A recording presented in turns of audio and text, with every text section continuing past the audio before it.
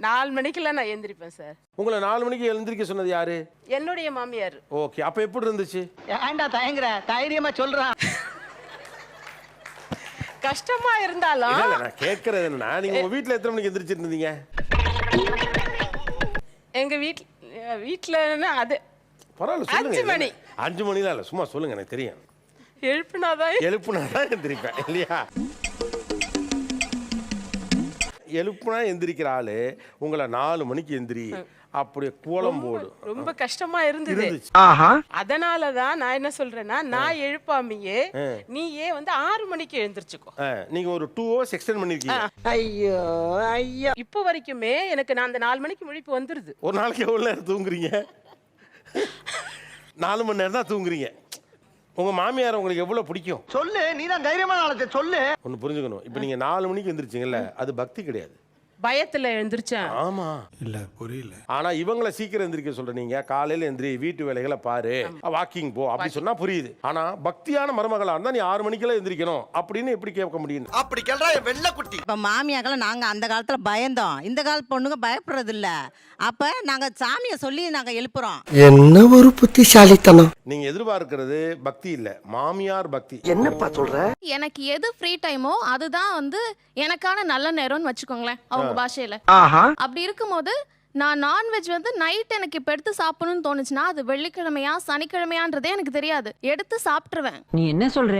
ஆனா அதுக்கு ஒரு டென்ஷன் ஆறுது வந்து அவ்வளோ தேவையில்லை. ஒரு நேரம் சாப்பிட்டேன், இதுக்கு பெரிய அலட்டிக்க வேண்டாம் அப்படிங்கிறது என்னோட. எங்களுக்கு பிடிக்கலைங்க, புரிஞ்சுக்கிட்டேன் நானு. சரி, அவ சொல்றதை நான் புரிஞ்சுக்கிட்டதுனால இப்ப நான் விட்டுட்டேன் நானு. இல்ல சார், இடையில எனக்கு ஒரு சின்ன ஆக்சிடென்ட் ஆச்சு. ஆக்சிடென்ட் கூட ஆகல, ஆக்சிடென்ட் ஆகிற மாதிரியான ஒரு சுச்சுவேஷன். என்ன சொல்றீங்க? அவங்க என் ஹஸ்பண்ட் வந்து அவங்க அம்மா கிட்ட சொன்னாங்க. அவங்க உடனே எனக்கு ஃபோன் பண்ணி, என்னம்மா என்ன ஆச்சு, இதுக்கு தாம்மா சொல்றேன், வெள்ளிக்கிழமை ஒரு விளக்கேத்துமா அப்படின்னு சொல்றாங்க. சார் அது அப்படியே காலங்காலமா அப்படியே தானே வச்சுட்டோம்ல சார். நம்ம இப்போ அக்கறையில சொல்றவங்க என்ன சொல்லணும்னா, கவனமா போயிருக்கலாம்லமா, மெதுவா போயிருக்கலாம்ல, கொஞ்சம் சீக்கிரம் கிளம்பி இருக்கலாம்ல, ஏன் அவ்வளவு ஸ்பீடா போற, இதெல்லாம் வந்து நமக்கு அக்கறையில வரக்கூடிய வார்த்தைகளா இருக்கு. நீ விளக்கேத்தல, நான் தான் சொல்றேன்ல வெள்ளி செவ்வாய் விளக்கேத்துன்னு.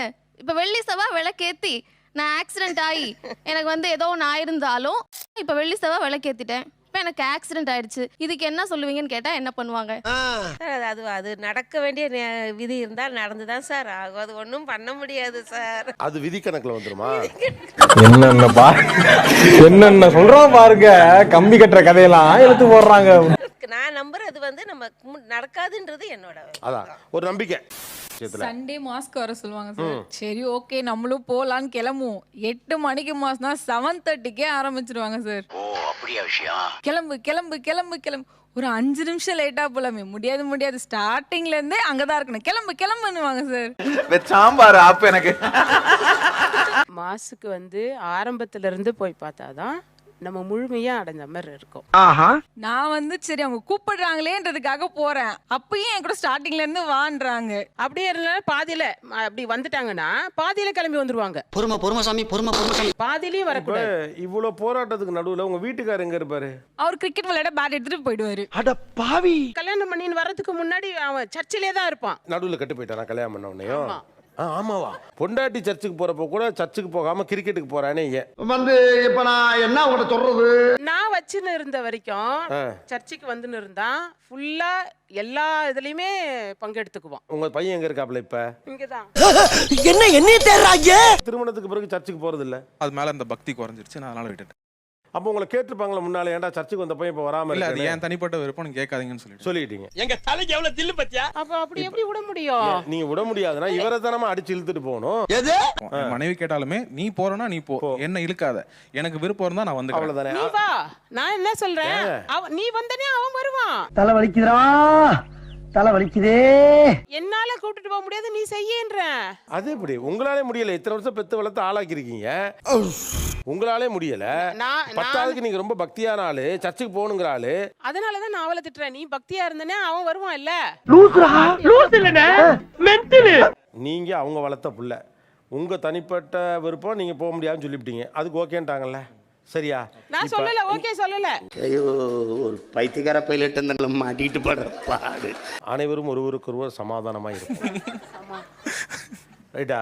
இப்போ உங்க தனிப்பட்ட விருப்பம் எப்படி கரெக்டோ அப்ப அது மாதிரி அவங்க தனிப்பட்ட விருப்பம் கரெக்ட் தானே உங்க ஒத்துக்கணும். பயப்பிடிச்சிட்டான் எல்லாம் டெக்னாலஜி. ஸ்டில் நான் என்ன சொல்றேன்னா அது நீங்க ரெண்டு பேரும் டீல் பண்ணிக்கோங்க, என்ன உள்ள கொண்டு வராதீங்க. நீ செம எஸ்கேப்டா நீ. அவளால கண்டிப்பா முடியும்னு எனக்கு ஒரு நம்பிக்கை இருக்கு. உனக்கு கடவுள் மேல நம்பிக்கை வர வையே. வாய்ப்பே இல்ல சார்.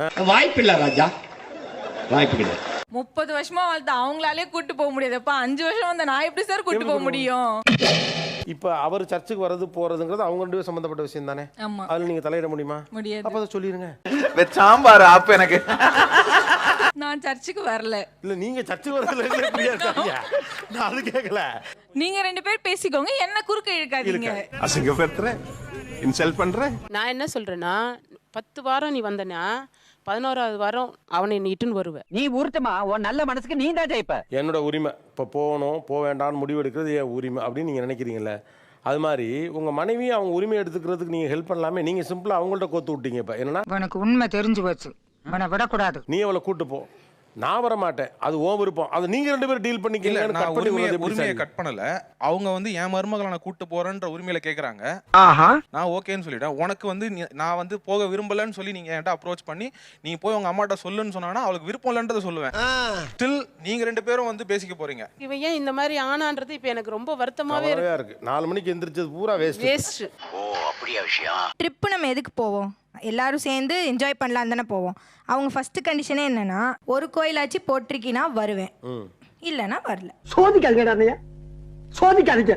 வருஷத்துல ஒரு தரம் டூர் போறோம்.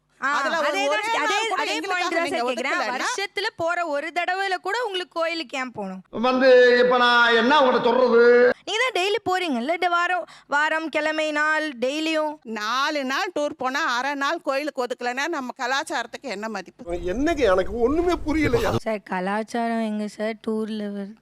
ஐயோ ஐயோ சார், நான் சொல்றது 4 நாள் உங்களோட ஸ்பெண்ட் பண்றோம்ல, எங்க வேலையெல்லாம் விட்டுட்டு நாங்க உங்களோட வரோம்ல, எங்களுக்காக அரை நாள் ஒதுக்க மாட்டீங்களா அப்பா அம்மாக்காக?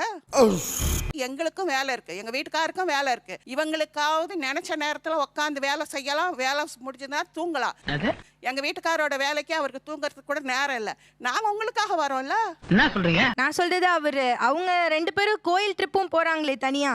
ஓ அப்படியே விஷயம். நாங்க அடிக்கடி கோயில் அப்புறம் ஏன் இதுக்கு வரலாம்? நாங்க போவோம். கோயில் இல்ல, நாங்க போறது யாருக்காக போறோம்? குடும்பத்துக்காக போறோம். உங்களை ஏன் கூப்பிடுறோம்? நீங்க உங்க பிள்ளைங்களுக்கு முன்மாதிரியா இருங்க. இல்ல புரியல. பக்தி நீங்க சொல்றீங்களா, அது ஆன்மீகம் சொல்றீங்களா? இதுதான் இல்லம்மா. என்னன்னா எனக்கு ரொம்ப ஆச்சரியமா இருக்குது. ஆன்மீகம் பக்தி இதுல எல்லாம் இருக்கிறப்ப ரொம்ப நிதானமா அமைதியா இருப்பாங்கன்னு கேள்விப்பட்டிருக்கேன். அப்படிங்களா? ரொம்ப ரொம்ப சாரி சார். இப்ப நாங்க சாப்பிடுறோம்னா அது எங்களுக்காக சாப்பிடுறோம்.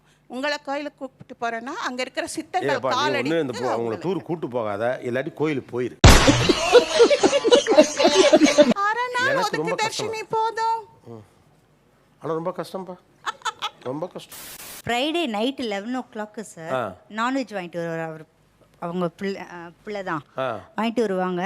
அதை நான் மட்டும் சாப்பிடக்கூடாது சார். என்ன கொடுமை சரவணன். எனக்கு மட்டும் ரெஸ்ட்ரிக்ஷன் சார் வீட்டில். அது கேட்பேன் நான் கூட செவ்வாய் வெள்ளி சாப்பிடாதுதான். வீட்டில் பொம்பளைங்க சாப்பிட்டா அது நல்லது, சாப்பிடாம இரு. அந்த எவ்வளோ நாள் இருக்கு சாப்பிடலாமே. இல்ல இப்ப உங்க பையன் வந்து வாங்கிட்டு வராரு. ஆமாங்க சார். ஏன்னா வீக்கெண்ட் ஆரம்பிக்குதுங்கிறதுக்காண்டி வாங்கிட்டு வராரு. அவரை தடுத்துற வேண்டியதானே. அப்படி கேள்றா வெள்ளை குட்டி. சொல்லியிருக்கேன் சார், அவங்க கிட்ட கூட சொல்லியிருக்கேன், அவங்க கேட்கறது இல்ல. இது என்னமா அது? அவரே கேட்க மாட்டேங்க. ஆனா ஒண்ணு தெளிவா இருக்கீங்கம்மா, நீங்க பையன் சொல்லுவீங்க, அவன் கேட்க மாட்டான். காலையில என்ன விளையாட்டு காட்டுறாங்க, எப்படி எல்லாம் சோதிக்கிறாங்க. பையன் நீங்க நான்வெஜ் வாங்கிட்டு வராதான்னு சொல்ல முடியாது. இல்ல சார், இப்ப அவங்க லேடி சொல்லலாம் இல்ல சார். அவங்க ஏன் வேணாம்னு சொல்ல போறாங்க? உங்களுக்கு நான்வெஜ் சாப்பிட பிடிக்குதுல? சாப்பிடுவேன். பிடிக்குதுல? அவங்க பிடிக்கிறப்ப எப்படி வேணாம்னு சொல்லுவாங்க? சூப்பர்பா, நீ இந்த மாதிரி பேசுற பார்த்தே இல்லப்பா. என்ன பொறுத்த வரைக்கும் 1 நிமிஷம் சாமி கும்பிட்டாலும் மன திருப்தியா சாமி கும்பிடணும், விளக்கேத்தி. அவ்வளவுதான் சார். அவங்க வந்து சாலிடா 3 hours உட்காருவாங்க சார். நிம்மதியா நின்று கடவுளை நினைச்சு அவங்க 1 நிமிஷம் வணங்கினாலே எனக்கு போதும், நான் எதுக்கு 3 மணி நேரம் இதை பண்ணணும் அப்படின்னு கேட்கறாங்க. அப்படியா? ரொம்ப சந்தோஷம். நான் 3 மணி நேரம் பண்ணதால தான் சார் இந்த நிலைமைக்கு வந்திருக்கேன். நான் மண்ட ஒரு தினுசா இருக்க. என் நிலைமைக்கு அவங்க வரணும்னு நான் நினைக்கிறேன். ஏமா அவங்க நல்லா இருக்காங்களேம்மா, ஐடி பொண்ணு, நல்லா வேலை பார்க்குறாங்க, நிறைவான குடும்பம், தங்கமான மாமியா. என்னாலதான் நல்லா இருக்காங்க. நான் பூஜை பண்ணதான் சார் இந்த அளவுக்கு வளர்ந்துருக்காங்க. என்னென்ன சொல்றோம் பாருங்க, கம்பி கட்டுற கதையெல்லாம் எடுத்து போடுறாங்க. நான் மனமுருகி 1 நிமிஷம் கடவுளை வேண்டேன், அதனாலதான் என் மாமியார் நல்லா இருக்காங்க அப்படின்னு அவங்க சொன்னா நீங்க ஒத்துப்பீங்களா? டெபினெட்லி ஒத்துப்பீங்கல்ல? ஒத்துக்கிட்டு போயிருங்க. நீ 1 நிமிஷம் கும்பிடுமா. அதுதான் சார் அவ்வளவுதானே? அதுதான் நானும் பண்றேன் எதுக்கு இவ்வளவு சண்டை போடணும்? ஒரு நிமிஷம் கும்பிட்டாலே கடவுள் கேட்பார்ல. இவங்க வந்த பிறகு இந்த பூஜை புனஸ்காரம் இவளுக்கு கரெக்டா தெரியலன்றதாலேயே என் பையனுக்கு நான் அழுவு போடுறதெல்லாம் நிப்பாட்டிட்டேன் சார். என்ன ஒரு புத்திசாலித்தனம். ரொம்ப தெளிவா இருக்கீங்க எல்லாம். எல்லாமே மருமகளால தான். இப்ப பாருங்களேன். அவங்க நினைச்சா செய்யலாம் சார், அவங்க நினைச்சா மாத்தலாம். ஐயோ, ஒரு பைத்தியக்கார பைலட் மாட்டிட்டு படுற பாடு. எங்கனால வந்து அது மாற்ற முடியாது. அது வந்து பை பர்த்டே வந்து வரணும். இப்போ என் பையனுக்கு நான் வந்து ஒரு டிசிப்ளினா சொல்லித்தரேன். என்னவா இருக்கும் எனக்கு என்ன தெரியும். என் ஹஸ்பண்ட் எப்படின்னா பிளேட் வந்து சிங்க்ல போட மாட்டாரு. அந்த வெங்காயம் தக்காளி அதெல்லாம் சேர்த்து அப்படியே வச்சிருவாரு. என்ன சொல்றீங்க? ஸோ நான் என் பையனுக்கு இதெல்லாம் எடுத்து டஸ்ட்பின்ல போட்டுட்டு போடுடா அப்படின்னு நான் வந்து சொல்லித்தரேன், டீச் பண்றேன். சாம்பார் அப்ப எனக்கு அந்த பொண்ணு நாகரிகமா அடிச்சிருச்சு உங்களை.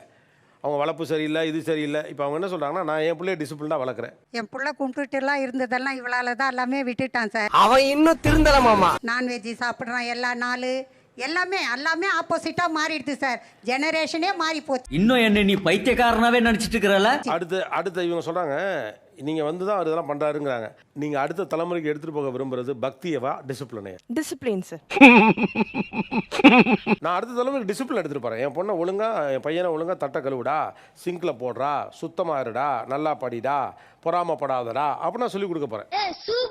வரானே என் பேரன் கூட என் பூஜையில உக்காடுறேன் சார். நான் 3 ஹவர் சொல்றேன்ல, அந்த 3 ஹவர் என் பேரன் பேத்தி என்னோட உக்காடுறாங்க சார் பூஜையில. இல்ல புரியல. நான் ஆயா பண்றத பண்றேன், நான் வேஷம் போடுறேன். நான் அதெல்லாம் விட்டுருவேன் சார். நீங்க வந்து எப்படின்னா பண்ணுங்க, பட் ஆனா எனக்கு டைம் இல்ல. ஓ அப்படியா விஷயம். உங்க பையனை கெடுத்ததே அவங்க தாங்கிற மாதிரி ஒரு டோன் சொல்றீங்க. அப்படியாலாம் அவங்க பிள்ளைங்களை உங்க பூஜையில உட்கார விடுவாங்க? கண்டிப்பா.